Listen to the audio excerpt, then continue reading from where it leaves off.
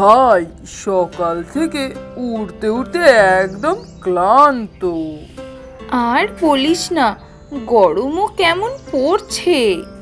হ্যাঁ রে, কিন্তু তুই একটু আগেই একটা লাড্ডু নিয়ে উড়ছিলি, ওটা গেল কোথায়?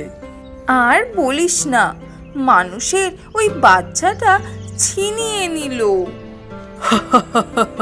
তোদের মতো চালাক পাখিও হার মানতে হয়, তাই দেখছি। কিন্তু আমি কি আর হাঁপ ছাড়ি? আবার সুযোগ পেলেই বুদ্ধি খাটাবো। ভাগ্য ভালো তোর, আমি তো সারাদিন শুধু ধান আর ছোট ছোট পোকা খেয়েই বাঁচি।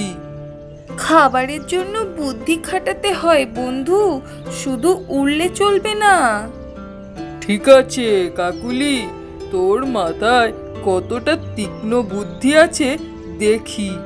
একটা ধাঁধা বলছি, মিলিয়ে বল তো। আগে ছিল লাঠির মতো, পরে হলো পাতার মতো, খেয়ে নিলে জলের মতো, বল তো সেটা কি? উফ, এটা কঠিন লাগছে, একটু সময় দে। আর তোর তো ধাঁধায় মাথা কাজ করে না, হার মানিস? একদম না, আমি একটু ভেবে দেখি। ও, বুঝেছি, এটা চিনি। ভুল, এটা আখ। ধুর, তুই এমন ধাঁধা দিচ্ছিস যেটা তো আগে কখনো শুনিনি। ঠিক আছে, এবার আমি একটা দিই। দুই ভাই পাশাপাশি চলে, কখনো তারা মুখ না বলে। এটা তো খুব সহজ, অবশ্যই জুতো। আরে, এত তাড়াতাড়ি কিভাবে বুঝলি? বুদ্ধি বলে একটা জিনিস আছে।